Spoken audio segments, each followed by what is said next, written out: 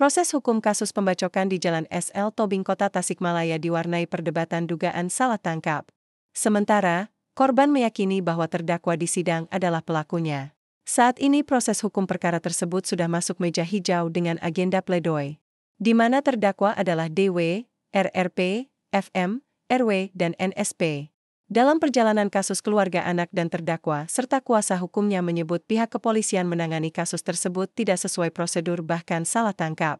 Hal itu disampaikan ke Komisi 3 DPR RI melalui rapat dengar pendapat. Dari RDP tersebut, Komisi 3 pun mengeluarkan rekomendasi untuk membantu keluarga dari para terdakwa. Di antaranya meminta pengadilan untuk melakukan penangguhan penahanan terhadap para terdakwa anak. Di sisi lain, M. Taufik selaku korban meyakini bahwa para terdakwa merupakan pelaku yang menganiayanya. Khususnya DW yang sempat dia lihat wajahnya dalam jarak yang cukup dekat. Menurut M. Taufik, saat kejadian pelaku membacok punggungnya dengan celurit. Saat hendak kembali membacok, dia sempat menangkisnya sehingga jari tangannya nyaris putus. Di momen itu korban menarik masker yang digunakan oleh pelaku. Sehingga dia bisa melihat wajah pelaku, wajah yang sama dengan terdakwa anak atas nama DW. Hal itu dikuatkan juga oleh barang bukti sepeda motor Mio putih. Hal itu dikonfirmasi oleh M. Taufik identik dengan sepeda motor yang digunakan pelaku. Akibat kejadian itu korban mengalami luka bacok di punggung 35 jahitan dan jari tangannya hampir putus. Celurit itu menancap cukup dalam sampai menembus paru-parunya dan hampir ke jantung. Dengan luka tersebut, M. Taufik harus menjalani operasi yang menghabiskan biaya mencapai 58 juta. Pembiayaan tersebut tidak bisa ditanggulangi oleh BPJS Kesehatan sehingga harus dibayar. Setelah kondisinya membaik, M. Taufik sempat melihat para pelaku yang ditempatkan di tahanan anak Polsek Tawang. Dia pun masih mengenal jelas wajah DW, pelaku yang membacoknya saat kejadian. Saat itu pun, lanjut M. Taufik, para tersangka langsung meminta maaf kepadanya. Khususnya DW yang sampai sesenggukan menangis menyesali perbuatannya. Seminggu setelah itu, korban kembali melihat para tersangka mengantar kakaknya. Anehnya di situ para tersangka sikapnya jadi berubah.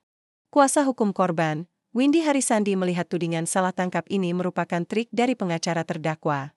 Secara prosedur, seharusnya langkah yang diambil adalah pra-peradilan. Harusnya pra-peradilan, bukan melapor ke Komisi 3 DPR RI, terang Windy. Dalam RDP di Komisi 3 DPR RI pun dia melihat ada dua keterangan yang bertolak belakang antara kuasa hukum dengan orang tua terdakwa.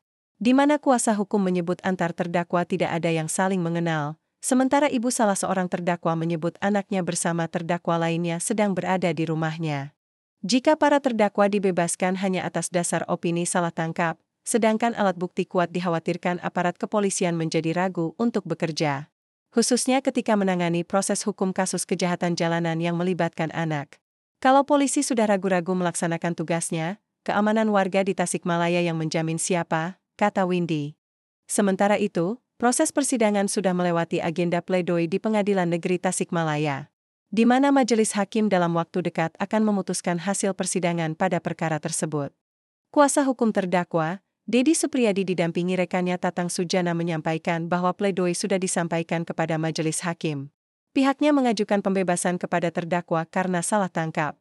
Ditambah lagi, menurut kuasa hukum alat bukti yang dimasukkan dalam perkara tersebut terbilang lemah. Meskipun disebut ada rekaman CCTV, namun rekaman tersebut tidak dimasukkan sebagai alat bukti oleh penyidik dan penuntut.